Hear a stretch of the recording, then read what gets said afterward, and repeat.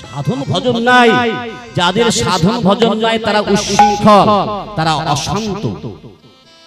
এই রকম অশান্ত কীর্তনিয়া নামটি নিয়েছে দীন কৃষ্ণ ঠাকুর। দিন মানে দরিদ্র ভিখারি, কৃষ্ণ মানে ভগবান। তাহলে ভগবানের ভিখারি দাস, ভগবানের দাস হয়েছে ঠাকুর, এখানে সেবক। তাহলে ভগবানের দাস হয়ে সেবা করার নামটি নিয়েছে, দিয়ে আসলে দাঁড়িয়ে সে ভগবানকে অসুর বল, শ্রীকৃষ্ণকে অসুর বল।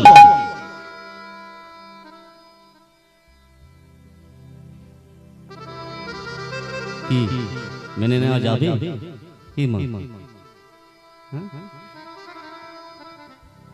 এত এত সঙ্গীত আছে,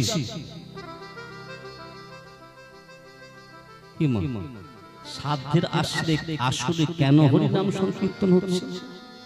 কারণ এই হরিনাম সংকীর্তনটি হচ্ছে মহাযজ্ঞ, কলিযুগের যুগ ধর্ম।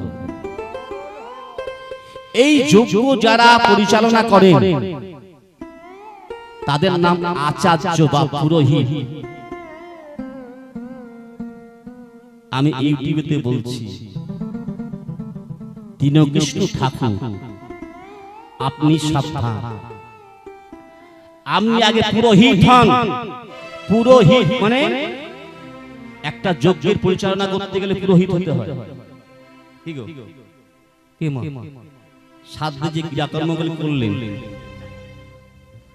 ব্রাহ্মণ জানেন না, যাকে তাকে দিয়ে হবে। দুটি কীর্তন গান শিখলাম, দুটি পদাবলী মুখস্থ করলাম, দুটি ফাটকা বাজারের আমি দুটি পুঁথি পড়লাম, পরে আমি সংস্কার করবো, আমি কুসংস্কার দূর করবো। আরে বেটা, তো নিজের সংস্কার আগে কর।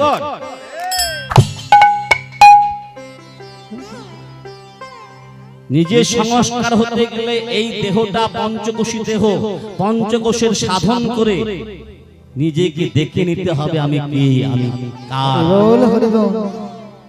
এই পরিচয় যতক্ষণ না হয়েছে তখন খালি কলসি ঢাক ঢাক ঢাক ঢাক শব্দ হয়, ভর্তি কলসি শান্ত হয়, ফলবান বৃক্ষ নত হয়।